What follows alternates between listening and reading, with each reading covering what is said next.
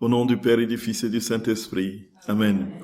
Chers frères et sœurs bien-aimés, nous rendons grâce à notre Seigneur pour cette journée qui commence ensoleillée.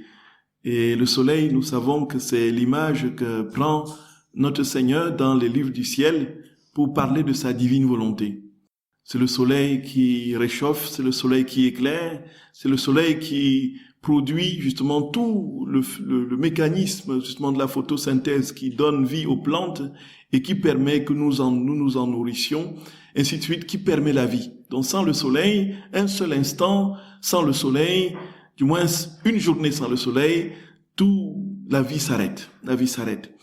Et le soleil est donc aussi cette image, comme dit notre Seigneur, de la Trinité.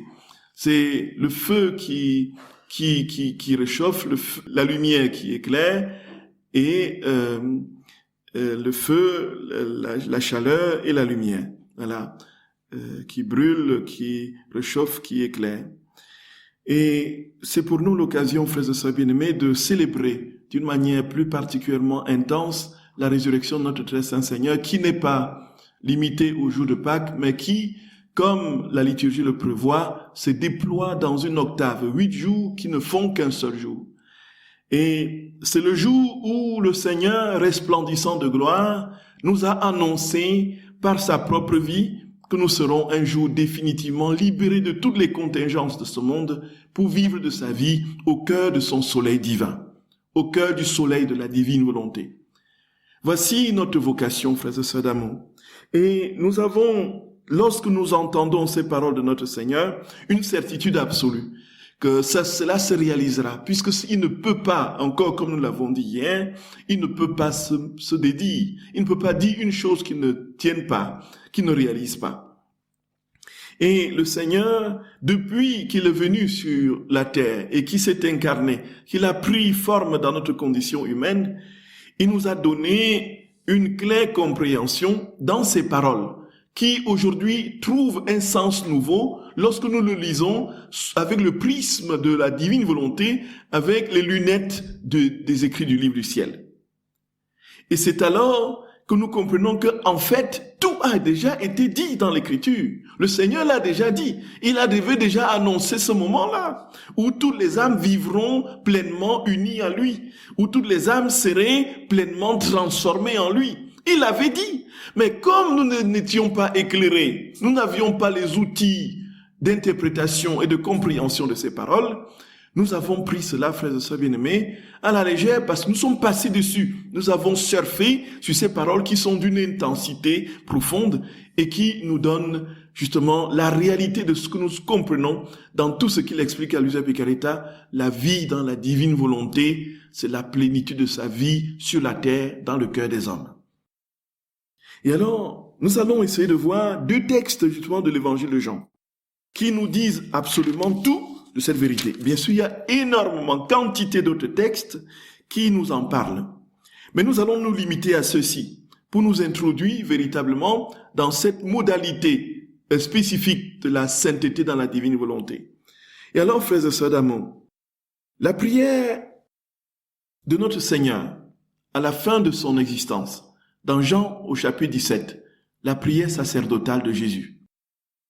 Il dit dans Jean au chapitre 17, du verset 20 à 23, « Je ne prie pas seulement pour eux, je prie aussi pour ceux qui, grâce à leur parole, croiront en moi.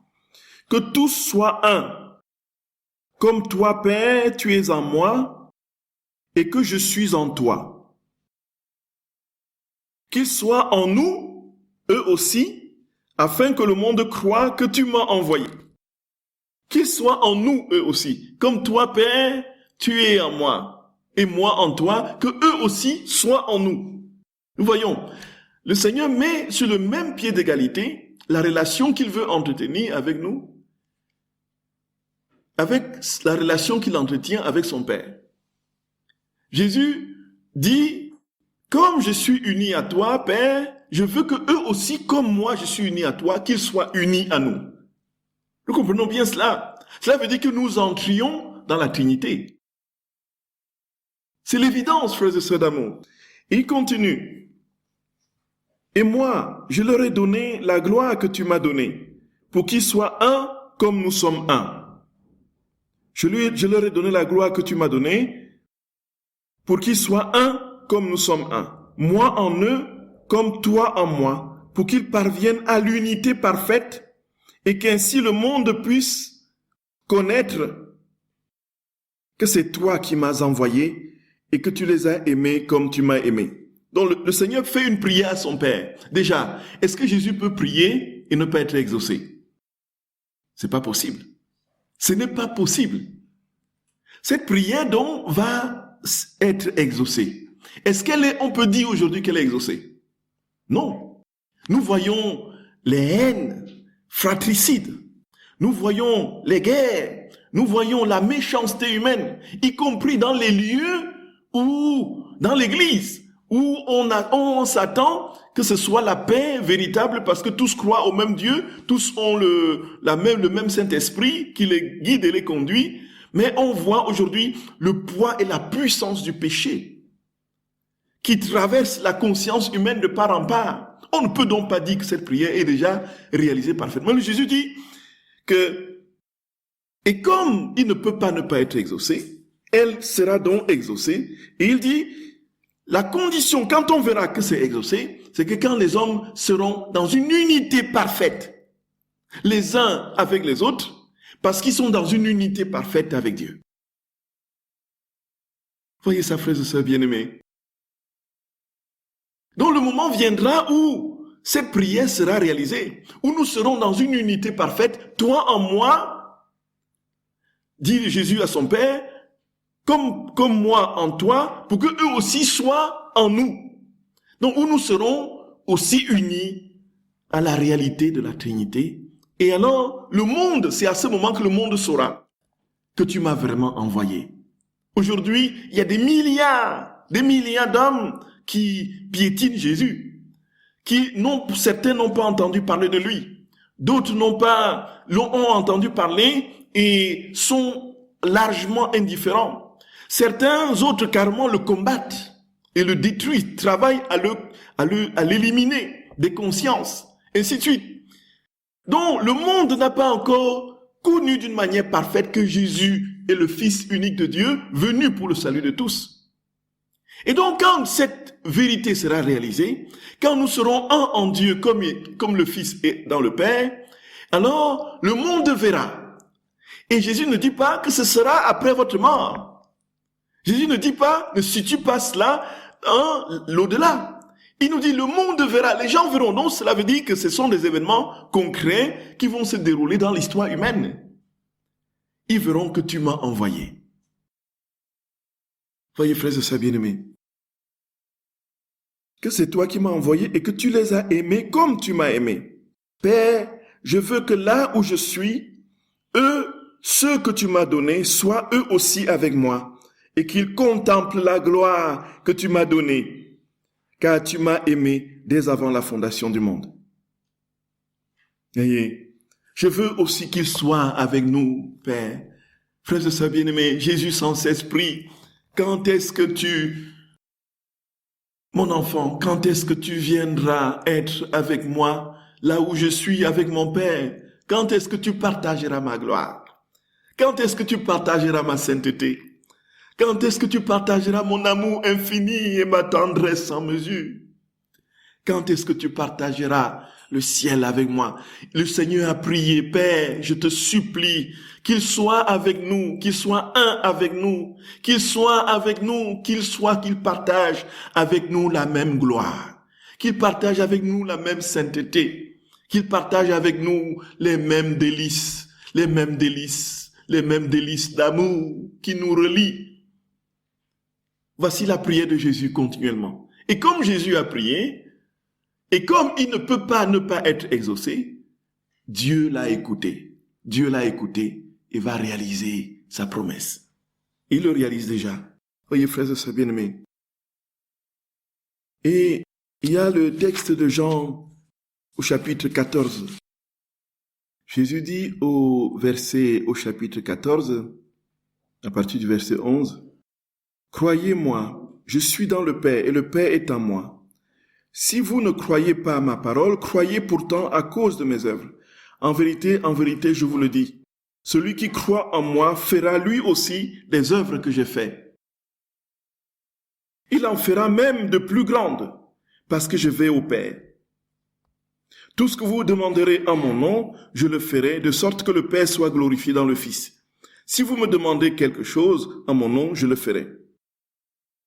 Donc, ici, frères et sœurs bien-aimés, le Seigneur dit très clairement qu'il y a une possibilité pour nous de faire plus que ce qu'il a fait sur la terre. Comment est-ce qu'on peut comprendre cette parole? Celui qui croit en moi fera des choses que j'ai faites et même de plus grandes, car je vais vers le Père. Jésus, quand il est venu, il a posé des actes divins. Dans l'accomplissement de tous les actes qu'il a posés, il a racheté l'humanité passée, présente et future.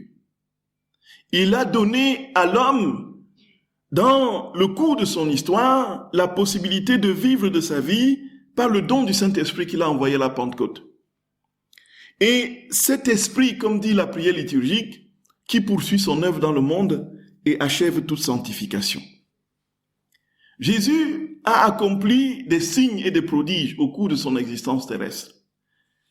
Il a fait des miracles.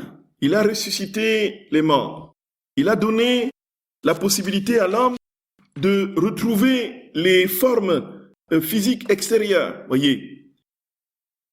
Ce qu'il a fait, il a dit, l'Esprit Saint va achever. Il a dit, je m'en vais vers le Père, mais vous recevrez une force, celle du Saint-Esprit. Ce que vous n'avez pas compris, vous le comprendrez mieux. Ce que vous n'avez pas vu, vous le verrez par le biais, par la manifestation de l'Esprit. Donc, l'Esprit Saint était venu à la Pentecôte pour continuer l'œuvre du Seigneur qui n'avait pas achevé. Et cette œuvre qui devait s'achever dans le processus de transformation de toutes les créatures en Dieu. Jésus, frères et sœurs d'amour, est venu, il a donné à l'homme la possibilité de voir Dieu lorsqu'il a réparé les blessures causées par le péché et lui a ouvert le ciel. La rédemption n'était pas la finalité, n'était pas le but de l'incarnation. L'incarnation était tout simplement était un accident de parcours, comme on le dit. On ne cesse pas de le dire. Dieu n'avait pas prévu que l'homme sorte de sa vie divine.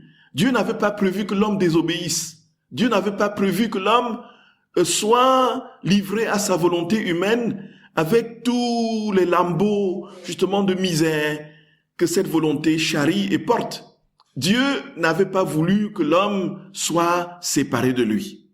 Mais comme il s'est séparé de lui, alors il lui a donné la possibilité, frères et sœurs bien-aimés, de retrouver la voie qui était la sienne, l'origine.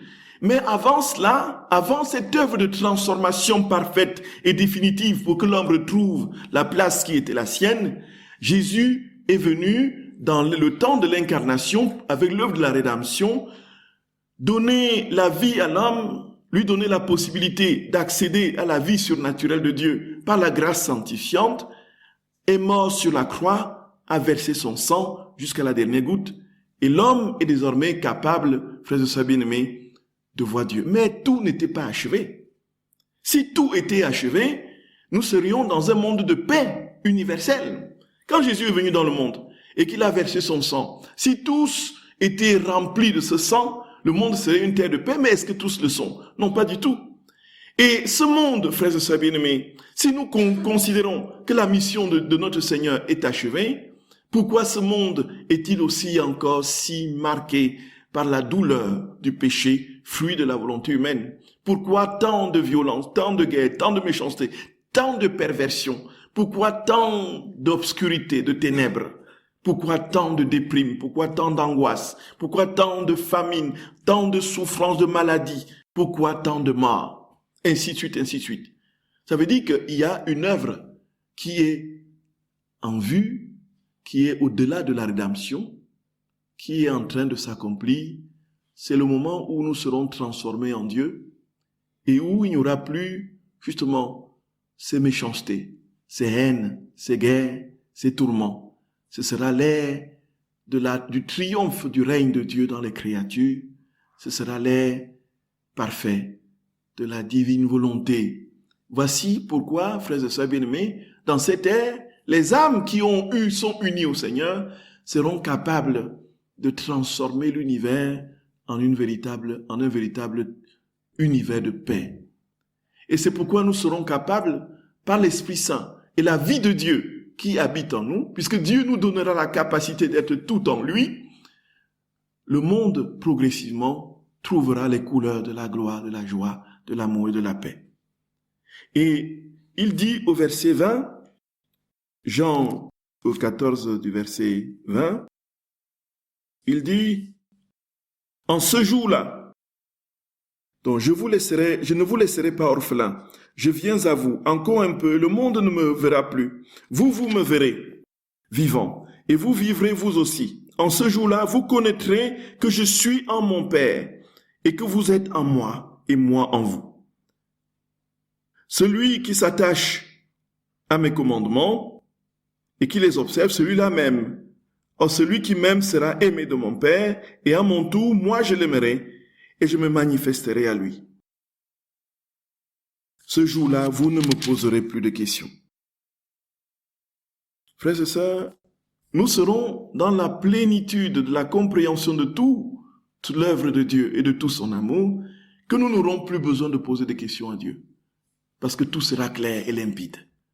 Son œuvre d'amour sera parfaite. Aujourd'hui, cet état de sainteté, dans sa perfection, est en train d'être réalisé justement par ce sublime et infini et magnifique don de la divine volonté. Quand Jésus dit ce jour-là, il ne parle pas du jour où nous serons avec lui au ciel. Il dit ce moment-là. Donc c'était un moment défini dans l'histoire de l'homme, où le don de l'unité parfaite sera accordé à l'Église et au monde. Ce moment arrive. C'est ce que Jésus dit, frères et sœurs bien-aimés. Et ce temps avait été, par les saints d'autrefois, annoncé de différentes manières. Et ça de manière très récurrente. Sainte Hildegarde de Bingen, exemple, qui a été proclamée par le pape Benoît XVI, docteur de l'Église, avait une vision de l'Église qui grandissait, qui croissait en sainteté. Et cette sainteté allait toujours plus crescendo jusqu'à la maturation dans la perfection de la vie de Dieu. Ça, c'est une vision qu'elle a eue. Sainte Hildegarde. Et ça, frères et sœurs bien-aimés, c'est incroyable. Lorsqu'on voit des siècles et des siècles avant nous, ce que notre Seigneur a dit dans l'Écriture, l'a révélé aux âmes qui ont eu cette perception et qui peuvent aujourd'hui nous donner un éclairage net sur cette vérité, on ne peut pas ne pas douter, on ne peut plus continuer à douter. Il est évident que Dieu a décidé que la mort n'aura pas le dernier mot et que nous serons transformés en lui dans la lumière. Nous verrons la lumière de Dieu. Et ce qui est clair, frères et sœurs, c'est que nous ne serons pas simplement dans la vision, nous serons nous-mêmes lumière. Jésus montre à Sainte Hildegarde comment l'Église va être purifiée et sanctifiée jusqu'à la fin des temps. Voici ce qu'elle dit. Il dit, l'Église, elle n'a pas encore atteint, écrit Hildegarde, la pleine puissance de sa constitution, ni le plein éclat de sa splendeur, lorsqu'elle voit ça. Car durant le temps du fils de perdition qui apportera l'horreur dans le monde, elle souffrira la terrible et sanglante douleur des plus cruelles perversités dans tous ses membres. Et conduite à la perfection par cette calamité avec des plaies sanglantes, elle sera proche de la Jérusalem céleste. Voyez, frères et sœurs bien-aimés, l'Église sera proche de la Jérusalem céleste. Donc c'est pour nous l'occasion d'entrer dans cette vive espérance, de ne pas nous décourager, frères et sœurs d'amour. Ce qui est sûr et certain, c'est que, quelles que soient les affres aujourd'hui du monde qui éclaboussent l'Église et qui rentrent qui suscitent et incitent le doute dans les cœurs et dans les âmes, nous savons que l'Église sera triomphante parce que Dieu la demande. Quand est-ce qu'elle sera triomphante? Quand ses fils et ses filles seront d'une manière particulièrement intense, intime et substantielle, unis à la Trinité, et lorsqu'à travers eux, réalisant cette perfection de l'unité, on verra qu'ils sont véritablement les fils de Dieu, et en marchant, ils vont éclairer le monde de manière naturelle, et lorsqu'ils passeront, ce ne sera que bonté, ce ne sera qu'amour, ce ne sera que lumière, ce ne sera que joie, ce ne sera que paix. Tout en eux va dégouliner, tout dégoulinera en eux d'amour, de bonté, d'humilité, de douceur. On se bousculera pour laisser la première place aux autres. Voyez, frères et sœurs bien-aimés, on se bousculera pour que Dieu, on demandera à quand la prochaine messe, voyez. 5 minutes après, on demandera la prochaine messe, voyez. La soif de Dieu sera si intense dans les cœurs et dans les âmes qu'il y aura une émulation continuelle dans les vertus et jusqu'à ce que Dieu soit tout en tous, comme il le dit dans la première épître aux Corinthiens, chapitre 15, verset 20. Et alors, saint Thomas d'Aquin dit qu'en fait, dans tout ce qui progresse, ça ne peut que croître. Et il prend l'analogie d'un corps qui tombe par terre. Au fur et à mesure que le corps approche de son terme, il va c'est une loi physique, la pesanteur est plus forte. Quand elle descend, voilà, elle est plus forte, elle va rapidement dans le sens de l'accomplissement. L'accomplissement d'un dessein passe toujours par une croissance qui peut connaître certes des hauts et des bas, qui peut connaître des moments de grande difficulté, de torpeur, mais toujours est-il, frères et sœurs bien-aimés, que ce moment arrive et prend toujours plus d'ampleur et de consistance jusqu'à son achèvement. Et Dieu ne peut pas avoir créé son Église pour qu'il soit anéanti, pour qu'elle soit anéantie. Tu es pierre et sur cette pierre je bâtirai mon Église. Les pouvoirs de la mort ne l'emporteront point contre elle. Je te donnerai les clés du royaume des cieux. Voilà. Ce que tu auras lié sur la terre sera lié dans les cieux. Ce que tu auras délié sur la terre sera délié dans les cieux. Les pouvoirs de la mort ne l'emporteront point contre elle. Ce que Jésus nous dit, frères et sœurs d'amour. Et il y a une mystique mexicaine, la vénérable Conchita Cabrera de Armida. C'est une dame qui a vécu de 1862 à 1937, qui a été déclarée vénérable, dont son processus de canonisation est en cours. Et c'était une mère de famille de 9 enfants qui a vécu une intimité particulière avec Jésus. Et Jésus lui a donné d'entrevoir et de comprendre déjà dans sa personne cette sainteté nouvelle qu'il est venu inaugurer. Et elle va dans ses écrits parler abondamment de l'incarnation mystique. L'incarnation mystique a dit qu'on n'est plus dans l'imitation de Dieu, de Jésus. On n'est plus dans faire comme Jésus a fait. On n'est plus en train de faire des choses par obéissance à Dieu. C'est que Jésus est véritablement venu prendre possession de notre âme. Il s'est incarné en nous. Il nous a entièrement transformés en lui, de sorte que ce que nous posons désormais, c'est lui-même qui les pose, ce sont ses actes divins.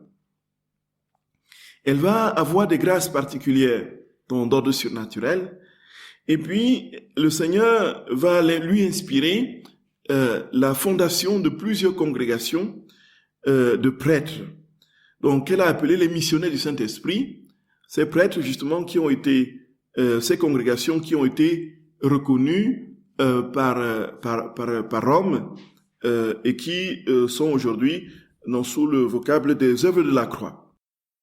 Et elle disait ceci: le temps est venu d'exalter le Saint-Esprit dans le monde. Il est l'âme de cette Église bien-aimée. cette personne divine se répand dans tous les actes de l'Église avec abondance.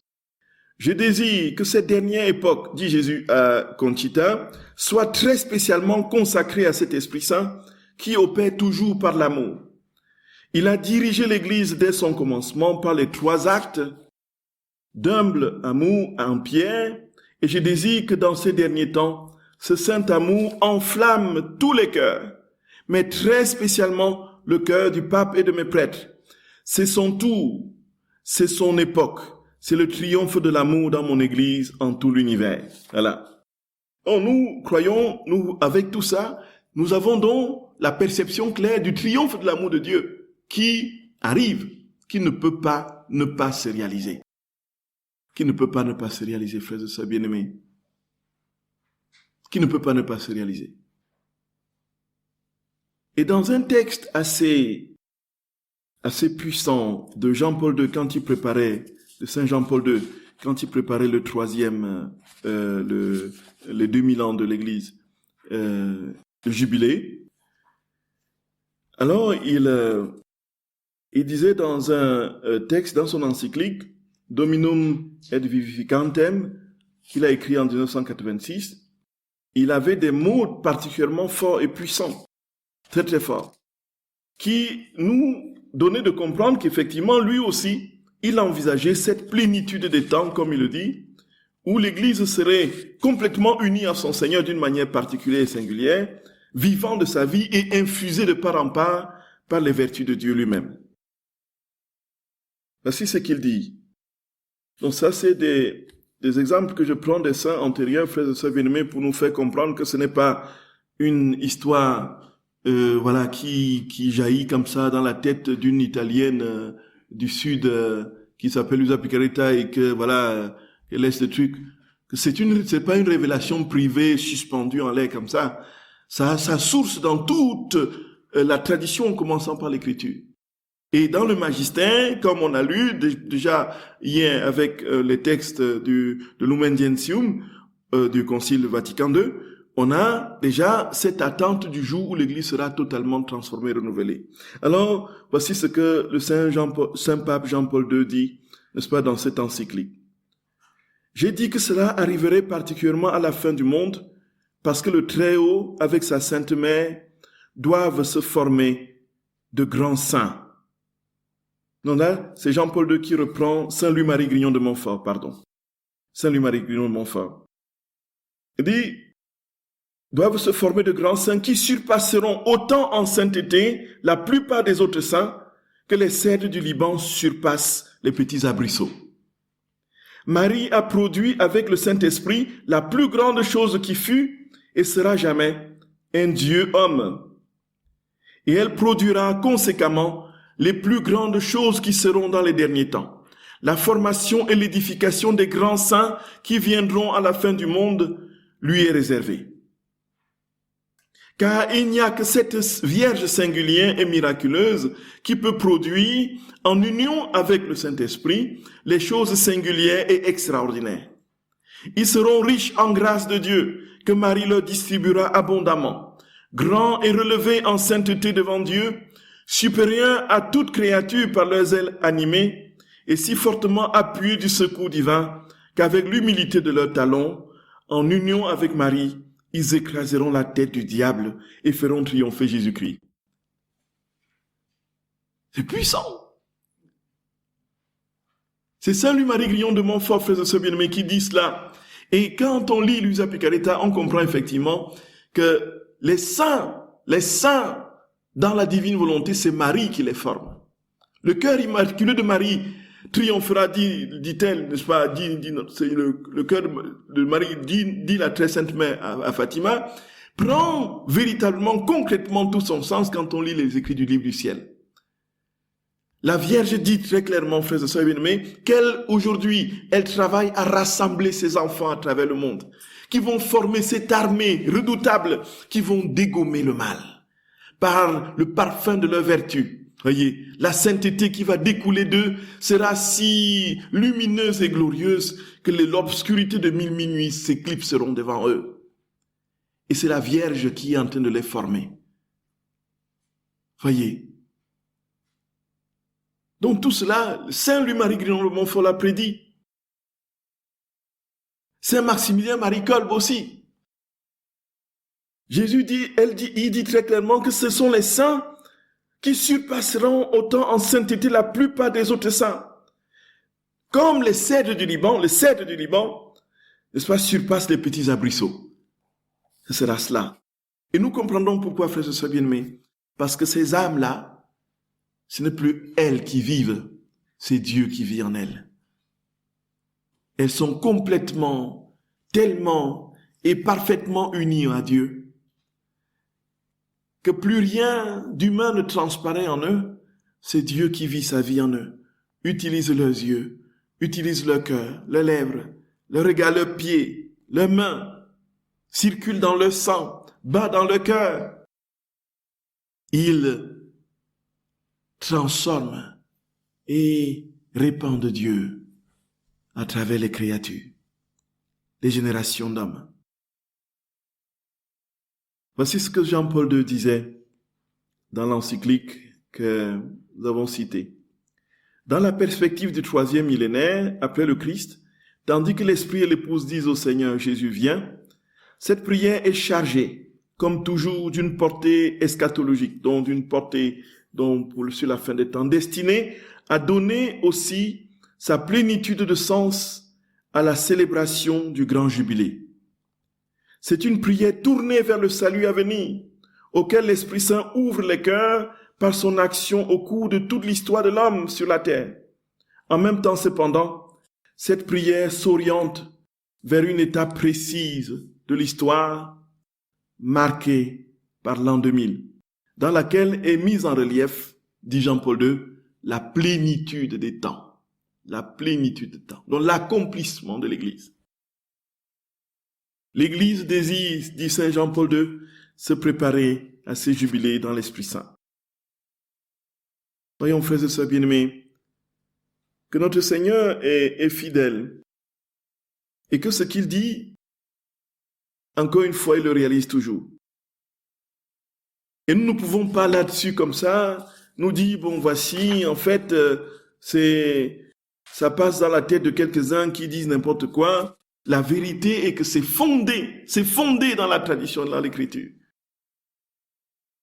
Et nous connaissons Saint Maximilien Marie Kolbe, ce grand saint franciscain, qui a vécu une vie particulièrement unie au Seigneur, d'une manière singulière. Lorsque tout petit, il était turbulent et complètement, parti dans 1001 agitations. Sa maman, qui s'inquiète profondément de ce qu'il deviendra, va poser la question, mon Dieu, que deviendra cet enfant? Et voici que Maximilien Kolbe va rentrer en entendant ces paroles, il sera comme transpercé par une épée au fond de lui. Et il va aller à l'église en prière pour méditer sur ces paroles de sa maman qui s'inquiétait tant pour lui. Et puis, mon Dieu, que deviendra cet enfant? Qu'est-ce qu'il va devenir? Voici qu'il est en prière et notre très sainte mère lui apparaît. La Vierge lui apparaît, tenant 2 couronnes, une rouge et une autre blanche. Laquelle veux-tu? Celle de la pureté ou celle du martyre? Il va dire, j'ai choisi les 2. Et donc voici que notre très sainte mère dépose ça sur sa tête et naturellement toute sa vie sera manifestation extraordinaire de l'amour infini de notre très sainte mère. Il va, une fois étudiant à Rome, constituer avec un groupe de confrères franciscains la milice de l'Immaculée, qui sera chargée de donner une claire compréhension au monde de qui est la Vierge et de son rôle dans l'histoire du salut. Et il va lancer, quelque temps après, n'est-ce pas, un journal qui va être très rapidement multiplié en milliers d'exemplaires, il va se doter des moyens absolument sophistiqués d'impression pour l'imprimerie de ce journal et qui va être en son temps, il sera en avant-garde de l'imprimerie de son temps. Et la cité de l'Immaculée qu'il va fonder justement en Hippocalanov va être un immense centre avec des centaines de franciscains qui y seront pour travailler continuellement à ce que la Vierge soit aimée et connue. Une fois qu'il arrive au Japon, il va en très peu de temps apprendre le japonais et diffuser d'une manière rapide et incroyable ce journal dans une langue qui lui était complètement étrangère. Il y avait 6 mois seulement. Et puis, il va, avec ce groupe de frères, construire ce couvent qui était situé sur un flanc de montagne tout près de Nagasaki. Et lorsque les bombes atomiques tombent en 1945, tout est irradié, tout est détruit. Eux qui sont juste à quelques kilomètres, ils étaient tous sains et saufs et complètement protégés par la très sainte mère. Pas un seul n'a eu une seule toux, pas un seul rhume, pas irradié. Et il aura, on sait comment il va mourir, frères et sœurs bien-aimés, au camp d'Auschwitz, lorsqu'il va accepter de prendre la place d'un père de famille pour que ce père de famille aille s'occuper de ses enfants, le martyr de l'amour. Et Saint Maximilien Marie Kolbe a donc compris et avait perçu d'une manière profonde et intime que le temps de cette sainteté divine se réaliserait, frères et sœurs bien-aimés, par l'Immaculée.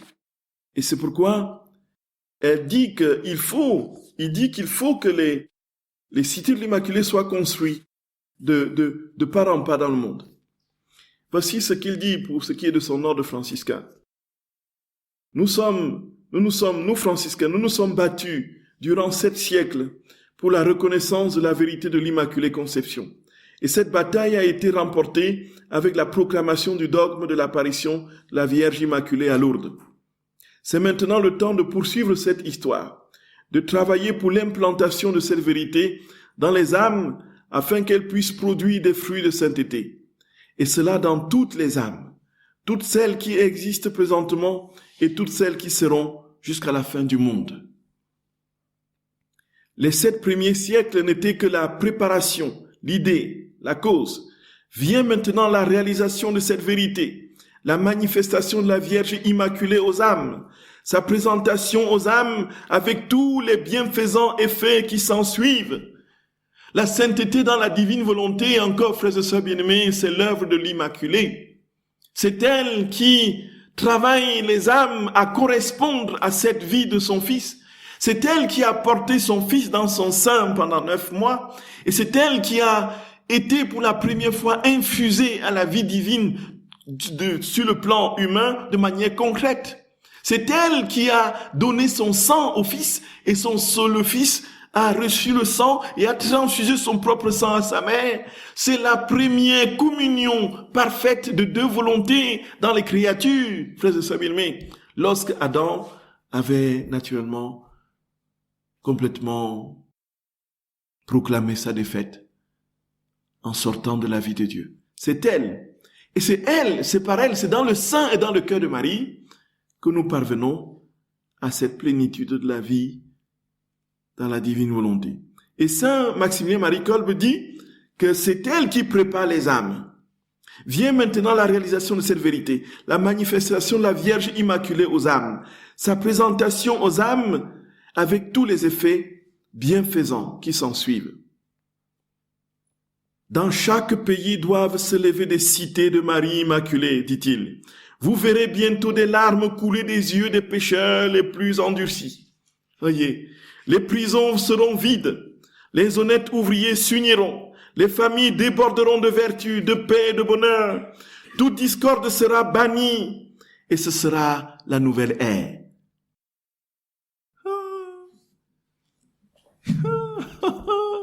Voyez ça, frères et sœurs bien-aimés. C'est lui. C'est lui. C'est lui. C'est lui qui l'a dit. C'est un saint qui parle.